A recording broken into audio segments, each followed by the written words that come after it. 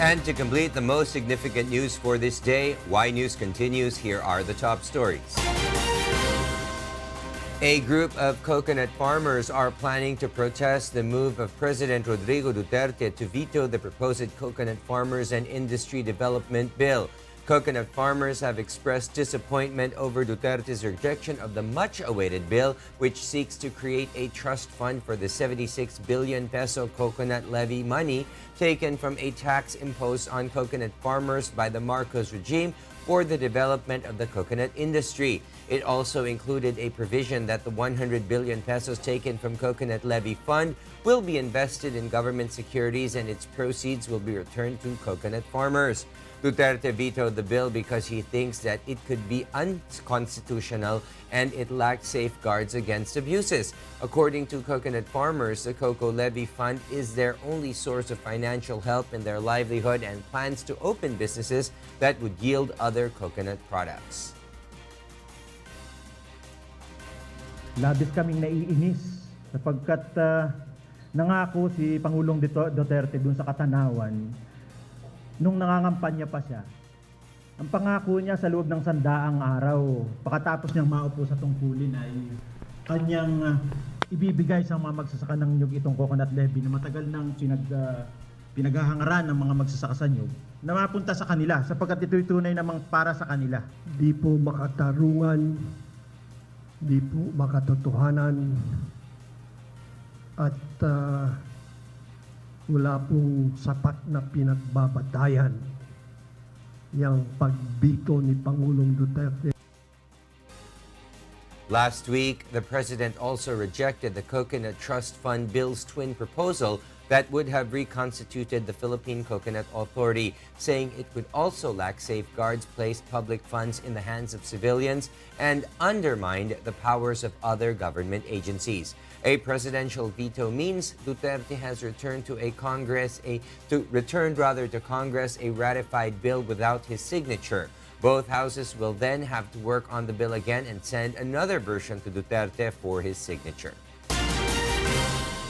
Meanwhile, the Department of Trade and Industry releases new suggested retail prices of basic and prime commodities after prices of some brands of milk, canned sardines, and detergent soap went up. According to DTI, some manufacturers of canned sardines have increased by 40 centavos to 1 peso and 70 centavos. The price of some evaporated and condensed milk brands also went up by 50 centavos to 1 peso and 20 centavos, while the price of known brand of powdered milk rose by 6 pesos. Prices of some iodized salt brands have also gone up by 50 centavos to 2 pesos, while the price of a detergent soap brand hiked by 75 centavos. According to DTI, products with increased prices have had pending applications since last year when the department implemented the 3-month moratorium on price increase. Pinipilit natin talagang ibaba ang presyo as much as possible na kung pwedeng mag-roll back but because of the 3-month hold-off period, hindi tayo maka-roll back ng presyo. So, and DTI makes sure na kung hindi talaga justified ang reasons nila for increasing their prices, hindi natin ipapa-increase talaga. Malacañang assures that the provisions of the recently signed rice Tarification Law are enough to protect the welfare of local farmers. This is after farmers lamented the possibility of losing their livelihood if the rice importation in the country becomes liberalized. The law aims to remove limitations in rice importation, but private rice traders from other countries will have to pay 35% tariff. The measure also allocates 10 billion pesos every year for the Rice Competitiveness Enhancement Fund, which includes farm mechanization and seedlings for farmers. May mga safeguards yun na mapoproteksyonan din sila. In other news, the Commission on Elections, or COMELEC, is set to issue notice to violation to political candidates and party this week after the poll body completed its documentation of campaign violations. According to COMELEC spokesperson James Jimenez, the most common violation of senatorial candidates and party list groups are posting of campaign posters beyond designated sizes and common poster areas. Jimenez says they are now preparing the letters as well as the process of dismantlement of illegal posters and tarpaulins. There are some places kung saan sa palibot ng common poster area kung saan bawal, punong-puno ng poster, pero yung common poster area walang laman. So that should tell you that the most common violation really is posting out of place. Meanwhile, the poll body reminds candidates for local positions to take down their campaign posters that violate election rules ahead of the start of their campaign period on March 29. Yung mga election officer para magtanggal ng materials, and then yung regional director para ma-inform yung candidates. Magkakaroon ng evaluation doon sa regional at saka local offices, no, to determine kung nagkaroon ng compliance doon sa warning, doon sa sulat. Financial experts advise Filipino workers abroad and their families in the Philippines to allot 10% of their income and remittance received for savings. This is following reports that a large number of overseas Filipino workers are still without bank savings. Data from the Bangko Sentral ng Pilipinas showed that only 35.5% of OFWs have savings and only 5% of them turn their money into investments. The same report also stated that 98% of the families of OFWs spend much of the remittance money on food and daily expenditures, while only 2% of them save up money. 98% talaga ng families, kung ano yung nare-receive nilang remittances, ini-spend nila talaga for, ginagastos nila, meaning to say. So that's where, yun yung sinasabing walang 10%. For the families yun kasi sila yung beneficiaries of the remittances. Financial experts, meanwhile, emphasize that setting goals, learning employable skills, and investing money on business ventures are essential for OFWs. Siyempre yung savings mo ilalagay mo sa bangko, siguro savings account. Pero dapat hindi mo iiwan doon. Dapat i-invest mo ito sa iba't ibang instruments, no? The Metropolitan Manila Development Authority assures to remove this week the telephone and cable wires that were lying on the floor of a footbridge in Scout Borromeo, Quezon City. A video of the said footbridge with tangled wires recently went viral on social media after it was posted by a netizen. MMDA traffic czar Colonel Edison Bong Nebrija says the footbridge was supposed to open last January 30 but was postponed since utility companies have yet to remove the tangled telephone and cable wires. Nebrija says the project contractor ignored the wires when it constructed the footbridge. Of cutting cables to the utilities, nakiusap lang sila. Nakiusap sila na kung pwede, bigyan sila ng 1 more week.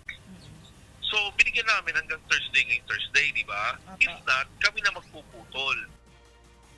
The agency also suspects that the uploader of the video trespassed on the footbridge as this still remains close to pedestrians. Kung i-upload natin yan, sila gumagawa. So, hindi po namin bubuksan na may mga copy dyan. Sisiguraduhin po namin, naligtas po yan sa mga pedestrians na gagamit yan.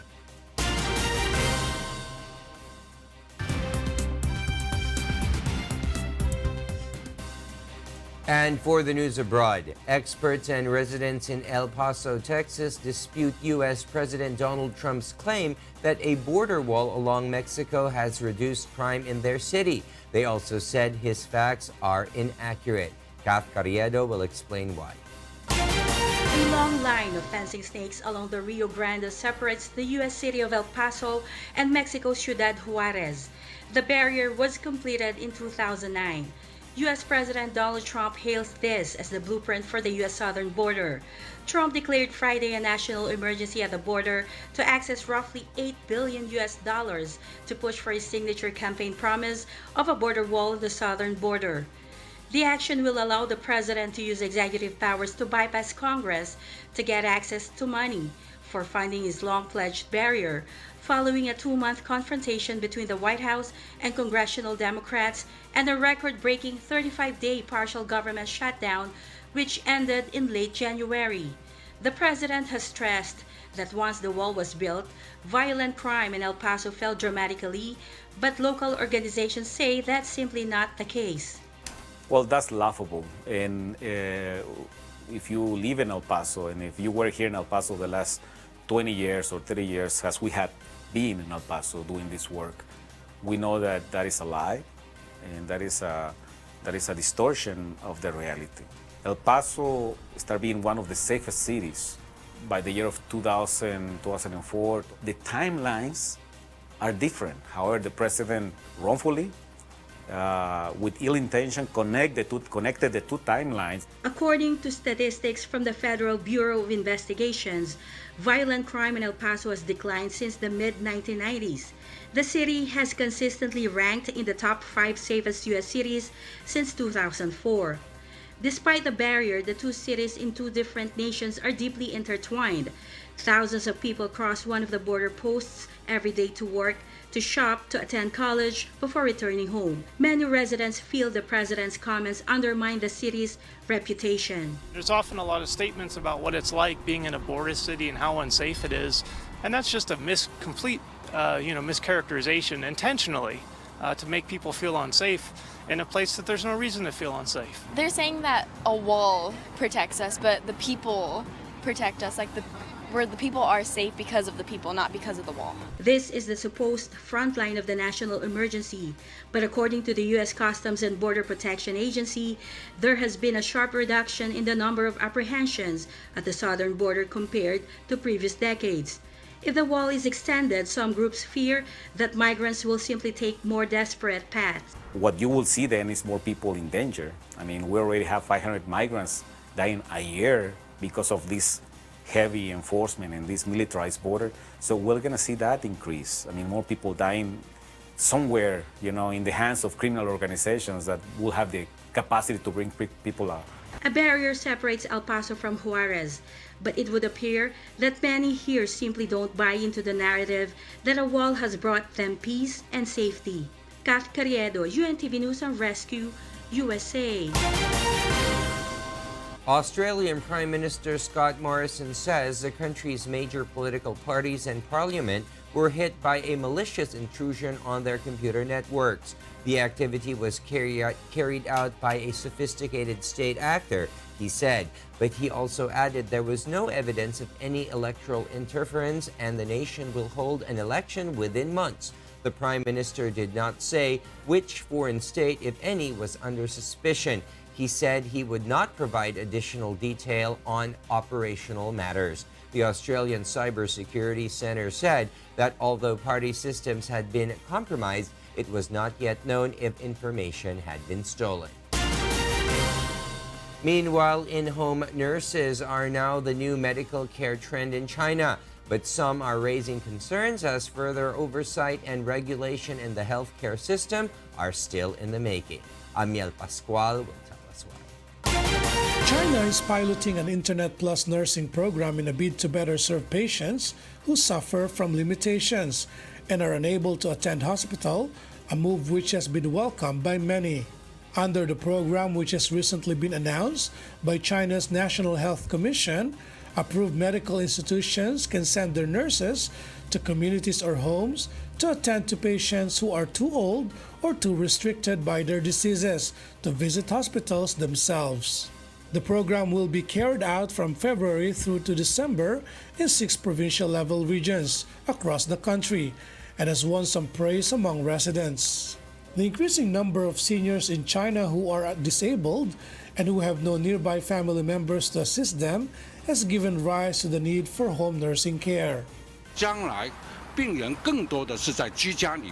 In the future, more patients will choose to live their retired life and enjoy medical care in their homes rather than at hospitals. The occurrence of the online nursing and medical care service will provide a new service model for the current medical reform.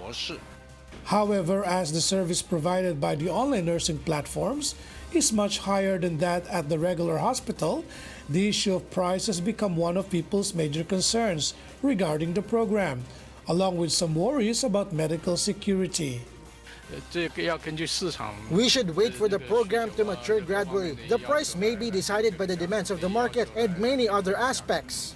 Among the first batch of pilot regions, Shanghai has already announced that it will not standardize the price of its online nursing service for the moment, but it will strictly supervise its service quality and medical security. Amiel Pascual, UNTV News and Rescue.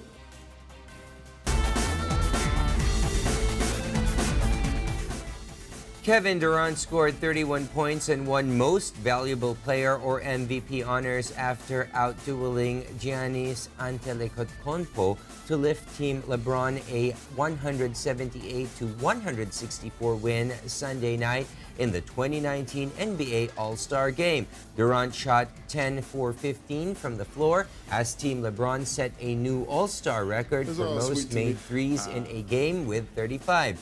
He added 7 rebounds, 2 assists, and 2 blocks as LeBron James improved to 2-0 as a captain since the NBA All-Star Game changed to a draft format last year. This is the second All-Star Game MVP award for Durant, taking home his first back in 2012 in Orlando, Florida. Durant joins LeBron James and Russell Westbrook as the only active players with multiple All-Star Game MVP trophies. Sweet to me. I mean, it's hard to rank. You know, everything is special. But it's cool to be out there with some of the best players that ever played the game and to win an MVP in front of my family and friends is pretty sweet. So it's hard to rank. You know, everything is special. But it's cool to be out there with some of the best players that ever played the game and to win an MVP. Ski enthusiasts can hit the trails on the roof of a waste treatment plant in Denmark. Mirasol Abogadil tells us why.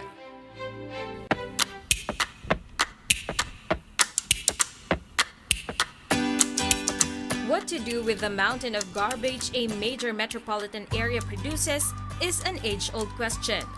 Copenhagen has come up with a brand new answer: ski down the mountain. Well, not exactly. The waste is actually inside Copenhagen, a waste treatment plant 10 minutes from downtown Copenhagen.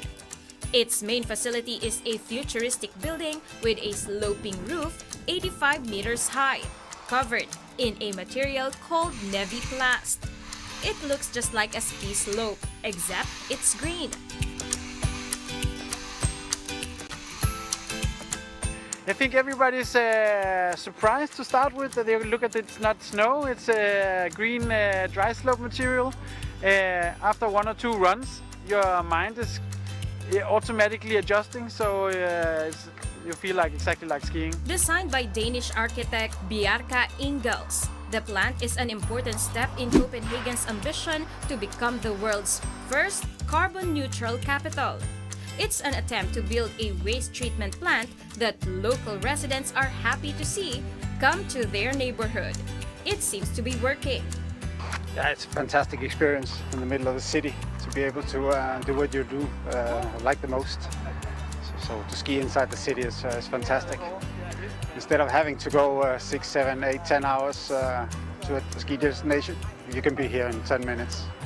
The plant will also burn waste from around 600,000 residents and 68,000 businesses to produce electricity, and district heating will be sent back to the residents. It will also recycle some of the waste. The plant began operating in 2017, and the recreational part will open permanently this spring. The slope, however, will open year-round.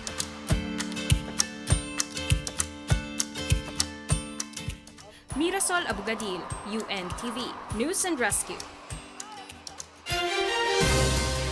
And those are the reasons behind the news, February 18, 2019. On behalf of Rheena, Villamor-Camara, and Angelo, Castro III, I am William Thio. Because we need to know, we will always ask why. Good evening.